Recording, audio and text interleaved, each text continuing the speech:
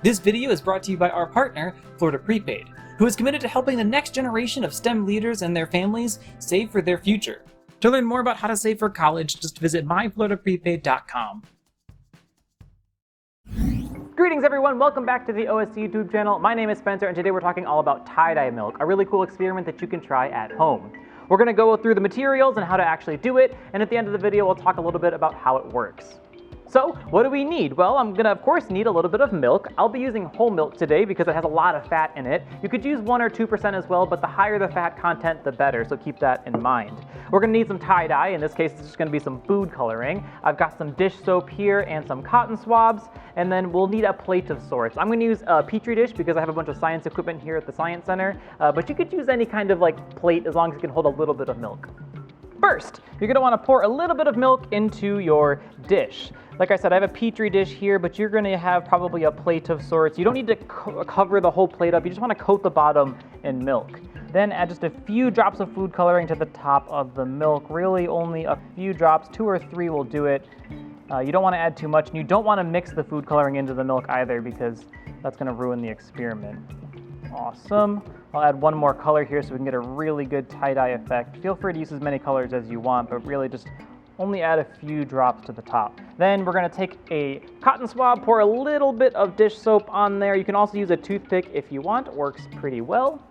And then just place the top of the cotton swab right on the colors, and you can see, it spreads all of it out into an awesome tie-dye pattern. Look at that. You can also do it a second time if you flip the toothpick or cotton swab over, add a little bit of soap to the top. You can keep on playing and make a really awesome tie-dye creation.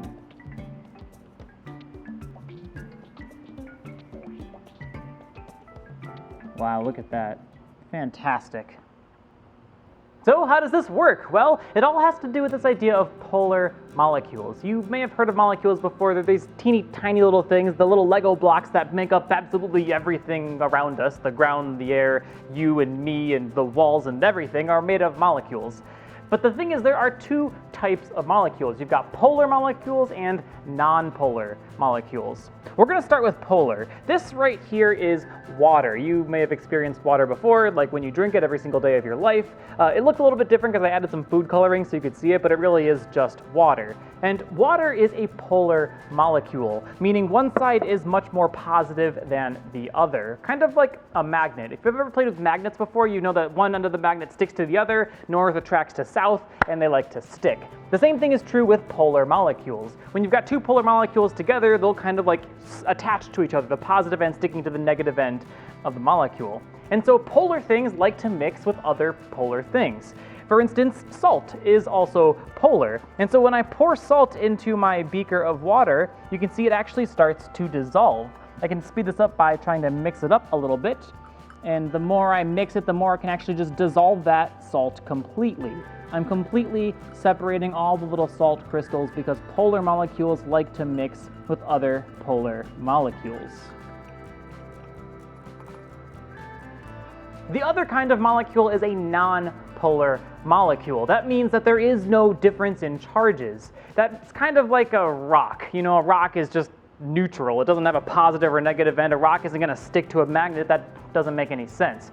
But the thing is, non-polar molecules, they don't like hanging out with the normal polar molecules. And an example of that is oil. I've got some vegetable oil right here, and when I pour it into my water, you'll start to notice that they separate because the oil and the water just don't want to mix. And you can see, even if I mix it together as much as I can, stir, stir, stir, stir, stir, stir, stir, stir, mix, mix, mix, mix, mix. You can see they still fully separate because polar molecules and non-polar molecules simply do not like hanging out.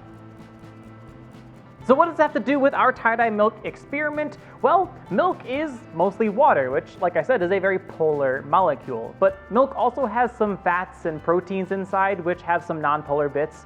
And so it's a mixture of polar and non-polar molecules. Soap is actually a very special molecule that has a polar and a non-polar end. So when I add the soap to the milk, it kind of creates a bunch of mixture of all the polar and non-polar molecules inside the milk, spreading it out as it takes those colors with them. It kind of creates that awesome tie-dye effect that we saw. The reason it stops working after a while is because as the soap fully mixes into the milk, there's really no more motion of the molecules. The molecules kind of settle down into their equilibrium state. My name is Spencer. Thank you so much for watching. Have a great day. Thanks again to Florida PrePaid for sponsoring this video. Remember, to learn more about how to save for college, just visit their website at myfloridaprepaid.com.